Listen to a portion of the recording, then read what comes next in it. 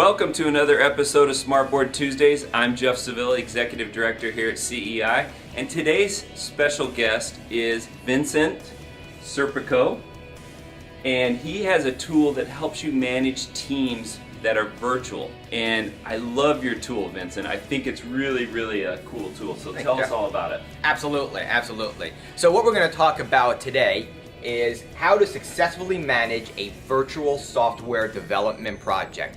And we're going to teach you how to do it in 3 minutes. Planning. Planning is a process of creating requirements analysis. This can come in the form of wireframes and use cases. Lots of great tools out there to create requirements analysis like Balsamiq or iRise. Planning also includes scoping out when and what is going to be done. In this way, everybody has a sense of what they're going to work on and when they're going to work on it. So now you're building a sense of accountability into your project before you've even begun coding in the planning stage. Now that we've planned, we want to move into execution. Execution is key. Execution is the vital portion of the project where you manage the virtual software development project and the developers. And we do this with 3 steps every single day. First, we start with our daily morning team huddle, sometimes called a scrum, a stand-up, a 15-minute meeting, whatever you want to call it. But what it is, you bring the entire team together and everybody quickly to the group becomes accountable by saying what they worked on yesterday, what they're committing to working on today, and any issues they might have. Keep it to 15 minutes, do it every single morning, you'll see a huge improvement in productivity. Once you do the daily morning huddle, require that everybody in the team communicates to everyone else in the team 3 to 5 times a day their status update. And what is a status update? Status update is what you're currently working on, your progress, 50% done, 75% done, whatever. Any issues you might have, maybe you need help from somebody else in the team, and also your availability. Availability is so important to broadcast on a whole team when you're working in a virtual software development project. For instance, do you want to know that the guy in Mexico is going to be working all night? Maybe you want to collaborate together.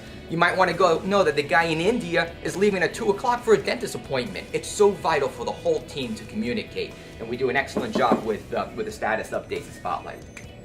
After that, you want to wind down your day with a daily progress report.